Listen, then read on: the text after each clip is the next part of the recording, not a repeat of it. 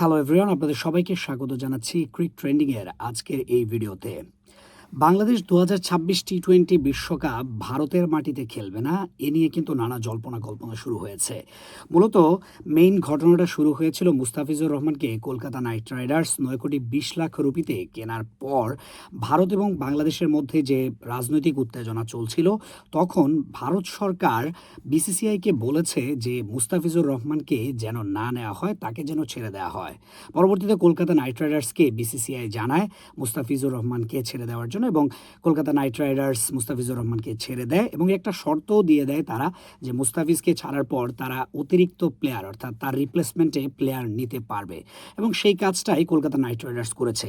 এর পরবর্তীতেই পাল্টাপাল্টিতে Bangladesh cricket board অর্থাৎ BCB জানায় তারা হচ্ছে ২০২৬ টি-20 বিশ্বকাপে ভারতের মাটিতে গিয়ে খেলবে না এবং ম্যাচগুলো শ্রীলঙ্কার মাটিতে আয়োজনের ব্যবস্থা করা হোক, সেই বিষয়ে অনেক তোড়জোড় করে। এবং ক্রীড়া উপদেষ্টা আসিফ নজরুল তিনিও সেটা বলেছেন যে ভারতের মাটিতে আসলে যেহেতু নিরাপত্তা ইস্যু আছে, তারা যেহেতু একজন প্লেয়ারকে নিরাপত্তা দিতে পারছে না, সেই কারণে পুরো টিমকে তারা কিভাবে নিরাপত্তা দেবে। এবং এখানে কিন্তু পুরো টিম না, এখানে মিডিয়া কর্মী যাবে, ২০২৬ টি-20 বিশ্বকাপে ভারতে সমর্থকরা যাবে, অনেকেই যাবে। তাদের নিরাপত্তা আসলে বিসিসিআই বা অর্থাৎ ইন্ডিয়ান ক্রিকেট বোর্ড তারা কিভাবে নিশ্চিত করবে? সেই কারণেই আইসিসিকে বাংলাদেশ ক্রিকেট বোর্ড চিঠি পাঠিয়েছিল ম্যাচগুলো যেন শ্রীলঙ্কায় আয়োজন করা হয়। যেহেতু পাকিস্তানের সাথে এরকম রাজনৈতিক একটা উত্তেজনা আছে এবং পলিটিক্যাল ইস্যু আছে, সেই কারণে পাকিস্তানের ম্যাচগুলো কিন্তু শ্রীলঙ্কায় অনুষ্ঠিত হবে। বাংলাদেশের ম্যাচগুলো শ্রীলঙ্কায় অনুষ্ঠিত হলে তাহলে সমস্যাটা কোথায়? সেই জন্যই কিন্তু আইসিসিকে চিঠি পাঠিয়েছে বাংলাদেশ ক্রিকেট বোর্ড।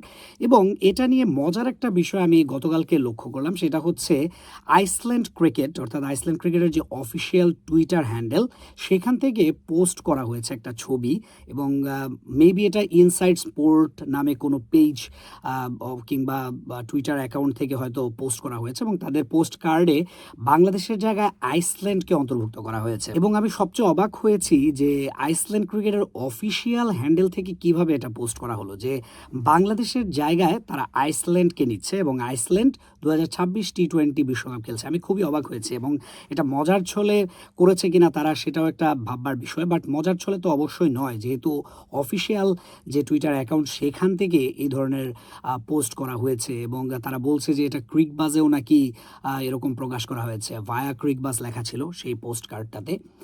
তো আমি আসলে অবাক হয়েছি, এরকম একটা উত্তেজনার মধ্যে আগুনে ঘি ডালার মতো কিন্তু একটা অবস্থা করলো, এবং আইসল্যান্ড ক্রিকেট আসলে এটা কিভাবে করলো সেটা একটা বড় প্রশ্ন থেকেই যাচ্ছে। এখনও কিন্তু নিশ্চিত হয়নি বাংলাদেশ যে বিশ্বকাপ খেলবে কি খেলবে না। বাংলাদেশ কিন্তু বলেনি যে বিশ্বকাপে অংশগ্রহণ করবে না, তারা বলেছে যে তাদের যে ম্যাচগুলো ইন্ডিয়াতে আছে সেগুলো নিরাপত্তা ইস্যুর জন্য শ্রীলঙ্কাতে স্থানান্তরিত করা হোক, সেই বিষয়ে কিন্তু তারা বলেছে। বাট আইসল্যান্ড ক্রিকেটের এই যে স্টেপটা, আমি বলবো যে একটা বোল্ড স্টেপ তারা এটা নিয়েছে, যদিও এটা নেগেটিভ একটা বোল্ড স্টেপ, বাট এটা আসলে কিভাবে হলো, ইন্ডিয়ার ইন্ধনেই কি হয়েছে কিনা এটা, সেটাও একটা ভাববার বিষয় থেকেই যাচ্ছে। আজকের ভিডিও এ পর্যন্তই। ভিডিওটি যদি ভালো লাগে, যারা ইউটিউবে দেখছেন তারা চ্যানেলটিতে সাবস্ক্রাইব করবেন, ভিডিওটিতে লাইক দিবেন এবং কমেন্ট করবেন, এবং যারা ফেসবুকে দেখছেন তারা পেজটি ফলো করবেন, ভিডিওটিতে লাইক দিবেন, কমেন্ট করবেন এবং শেয়ার করবেন। ধন্যবাদ সবাইকে।